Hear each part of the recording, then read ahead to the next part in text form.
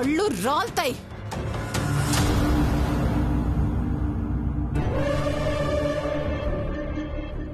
అదేంటొదినా, why are you so serious? తెలుగులో కుయ్. ఎందుకు ప్రతిదానికి కోప్పడతావు వదినా? చేతులు కడుక్కోలేదు కదా, తినిపిస్తే బాగుండేది అన్నాను. తప్పేముంది బావా?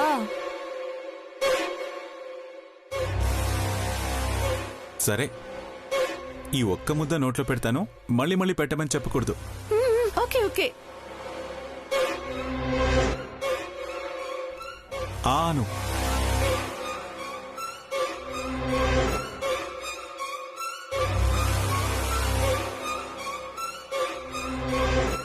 అనుపమా, రా, ఇలా వచ్చి కూర్చో. పర్లేదండి, మీరు ప్రశాంతంగా తినండి. అదే ప్లేట్లో తినమన్నారు కదా, మీరు తిన్నాక నేను అందులోనే తింటాను. సరే.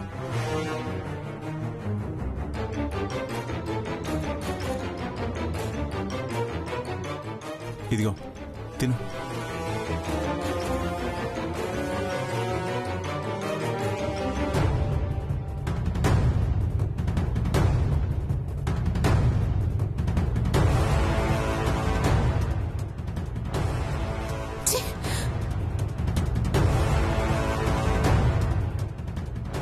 అనుపమా, నువ్వింత మెత్తగ్గా ఉండడం నాకేం నచ్చట్లేదు.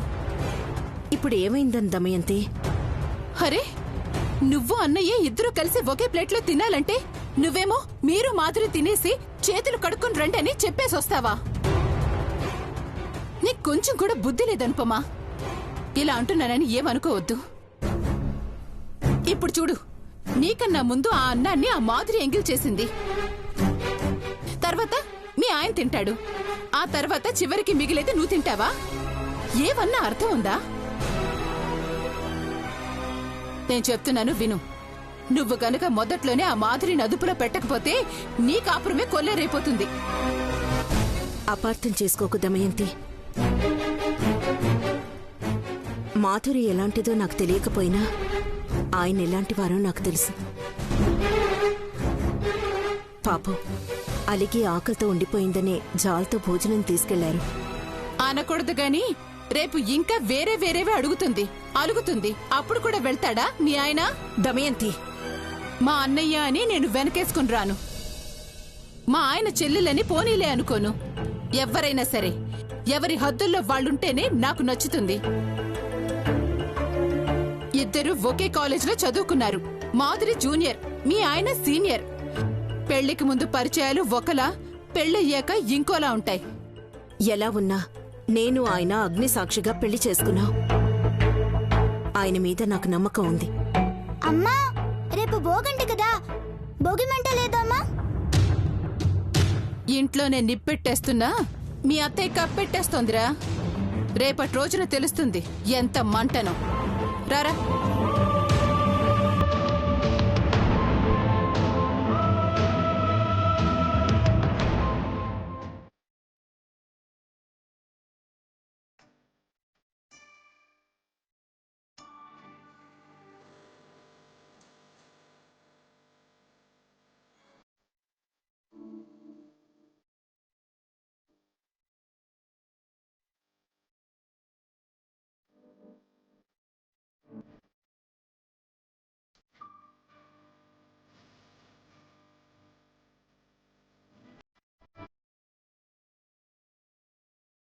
ఇప్పటికే చాలా పొద్దుపోయింది నాన్న, వెళ్ళి పడుకో.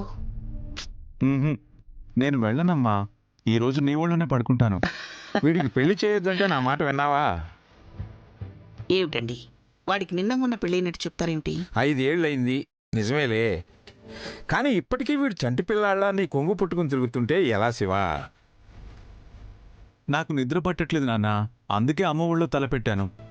మీరిక్కడున్నారా? ఎక్కడికి వెళ్లారా అని చూస్తున్నాను. నిన్ను నన్ను వదిలిపెట్టి వీడెక్కడికి వెళ్తాడు అనుపమా?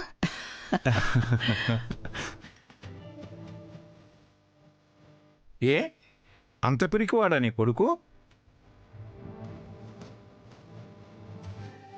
పిరికితనం కాదండి, మంచితనం. మహారాజు లాంటి మంచి మనసున్నవాడు నా కొడుకు.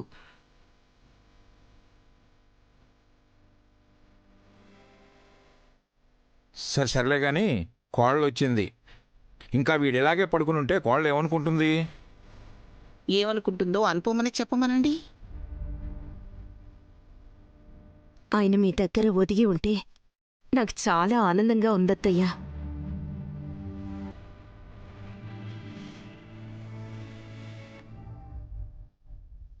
తల్లితో ప్రేమగా ఉండే మగాడు భార్యను కూడా అమ్మలానే చూసుకుంటాడంటారు.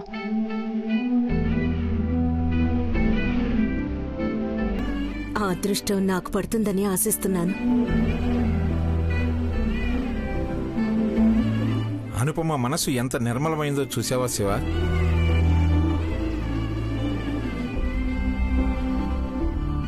మరి ఆకాశంలో నెలరేడు ఒక్కడే ఉండొచ్చు కాక, మన ఇంట్లో మాత్రం 2. ఒక జాబిలి అనుపమ, రెండోది మన కన్నయ్య. నా పంచ ప్రాణాలండి వీడు. రేయ్, ఇకనైనా వెళ్ళరా. 10 నిమిషాలు నాన్న. పర్లేదు మావయ్య, తల్లి నుండి కొడుకుని వేరు చేయకండి.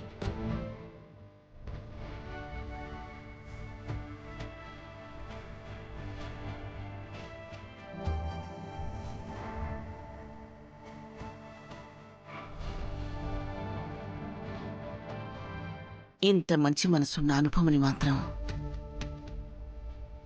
ఎప్పుడూ వేరుగా చూడుకున్నానా?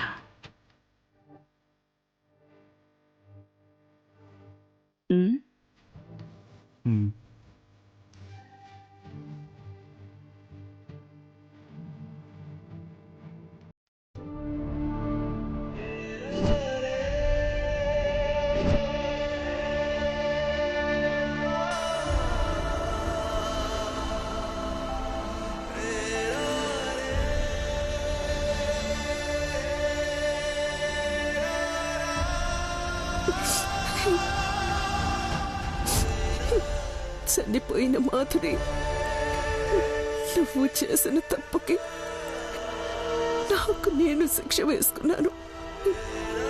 నిజం చెప్తే నీ కూతురు నిన్ను అసహ్యించుకుంటుంది, కానీ చెప్పను. ఎందుకంటే నష్టపోయిన నేను మాటలు పడ్డ పర్వాలేదు, కానీ చచ్చిపోయిన నువ్వు నిందలు పడకూడదు. కన్న తల్లిని ఏ బిడ్డ అసహ్యించుకోకూడదు. అందుకే ఆగిపోతున్నాను. అందుకే ఈ బాధను భరిస్తున్నాను.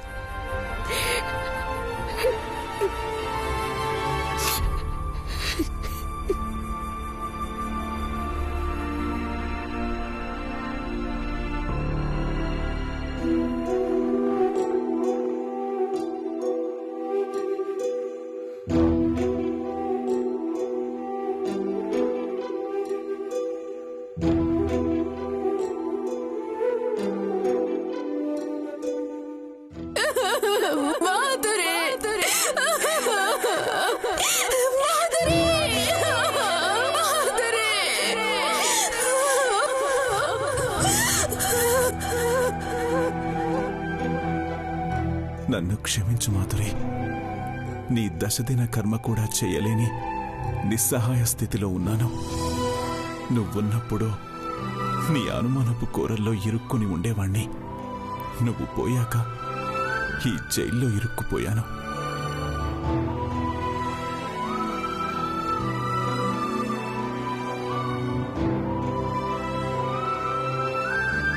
సార్, మీకోసం ఎవరో వచ్చారు.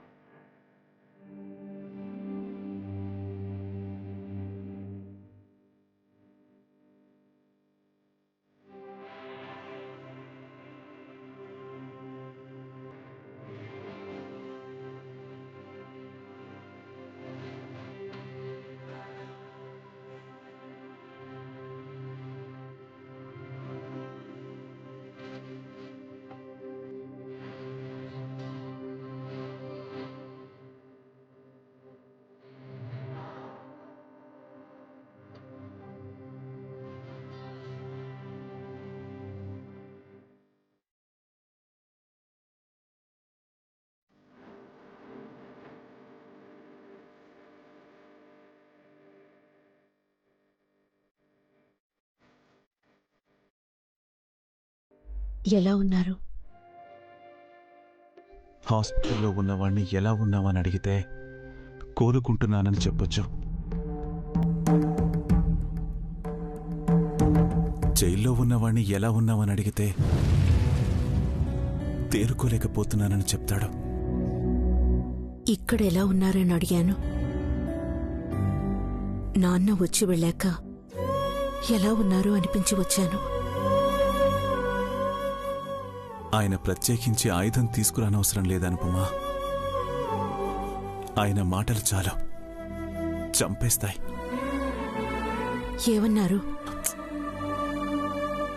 అనరానివే అన్నారు. మీరేమన్నారు? నన్నేం అననివ్వరు. అంత అవకాశం ఇవ్వరు కదా. ఎంత నొచ్చుకుని ఉంటే అలా మాట్లాడుంటారు. ఇప్పుడు మీరు బాధపడకండి.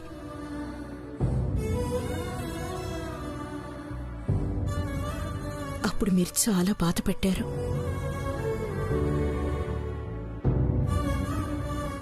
చేసిన పాపాలకు ఫలితం ఈ జన్మలోనే అనుభవిస్తామని అనుభవపూర్వకంగా తెలుసుకున్నాననుపమా. నాన్నే కాదు, అమ్మ కూడా బాధపడుతుంది. బయటపడట్లేదంతే. నాన్న కోపం ఎక్కువ కదా, దాచుకోలేరు. వాళ్లనే కాదు, ఇంట్లో వాళ్ళందరూ నన్ను శత్రువులా చూస్తుంటారని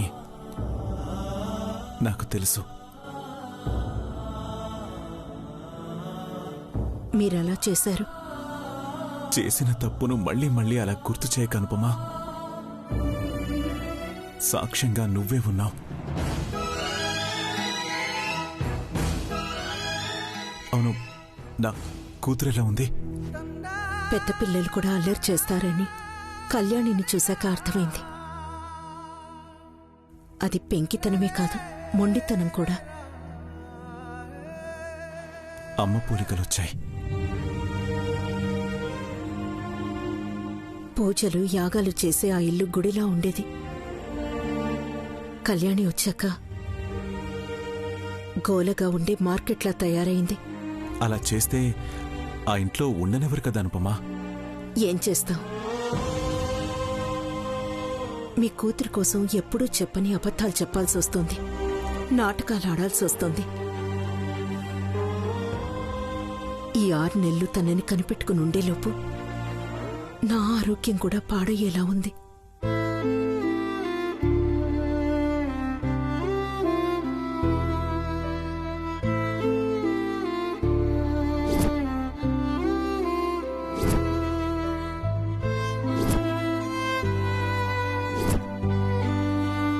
నన్ను క్షమించానుపమా. నిన్ను చాలా ఇబ్బంది పెడుతున్నాను. అలవాటు పడ్డాను. ఇబ్బంది నాకు కొత్త కాదు. కళ్యాణి ఆ ఇంటికి కొత్త. పాతపడాలంటే పాత అలవాట్లకు తను అలవాటు పడాలి. వినదు. మాధురి కూడా అలాగే గొడవ చేసేది. కళ్యాణి మంచిదే, కాకపోతే పంతానికి పోతుంది. కోపం వచ్చి తననెక్కడ ఇంట్లో నుండి గెంటేస్తారో, మీకిచ్చిన మాట తప్పుతానేమో అని నాకు చాలా టెన్షన్గా ఉంటుంది. ఏం చేస్తావో చెయ్యనుపమా. నా కూతుర్ని నీ చేతుల్లో పెట్టాను.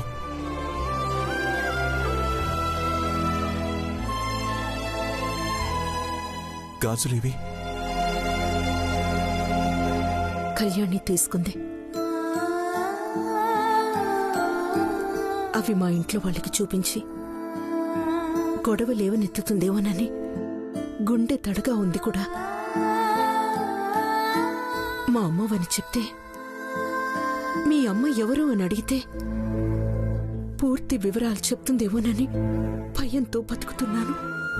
మేడం, టైం అయిపోయింది మేడం.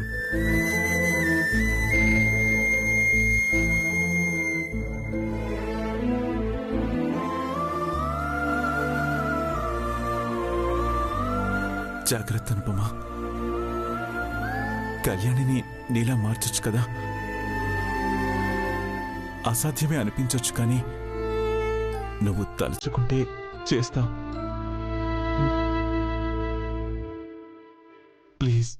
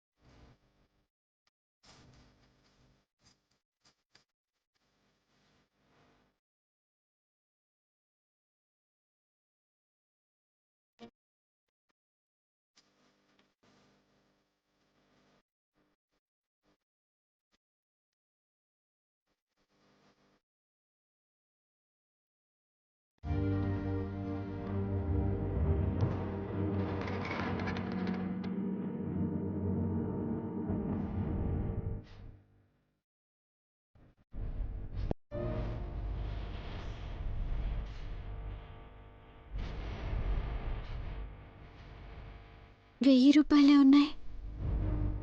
5 మందికి భోజనాలు, కొబ్బరికాయలు, పూలు, పళ్ళు సరిపోతాయా? పంతులు గారింత అడుగుతారు. ఓ మాట అడిగితే సరిపోతుంది కదా.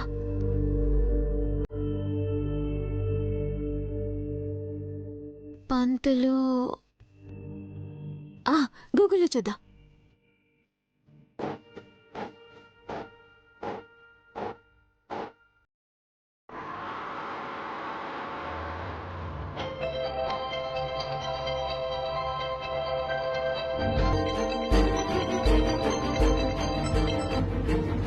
హలో, ఎవరమ్మా? నేనెవరమ్మని కాదండి, నాకింకా పెళ్లి కాలేదు. అబ్బో, గడుగ్గా ఇలా ఉందే. చెప్పమ్మా. మా అమ్మ చనిపోయి 12 రోజులు కావస్తుంది. కర్మ పూజ జరిపించి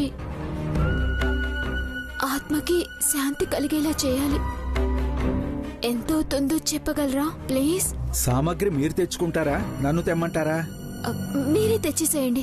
అయితే సరుకులకి సంభావనకి మొత్తం 7000 రూపాయలు అవుతుంది. ముందు ఒక 2000 రూపాయలు నా అకౌంట్కి ట్రాన్స్ఫర్ చెయ్యి. మిగతాది కార్యక్రమం తర్వాత తీసుకుంటాను.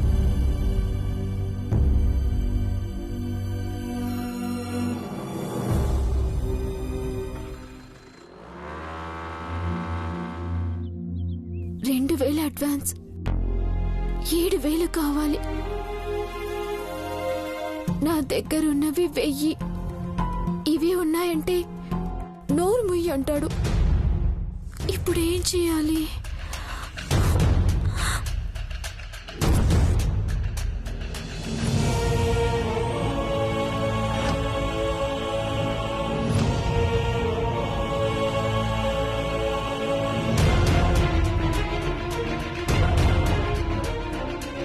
మా అమ్మ గాజులేగా.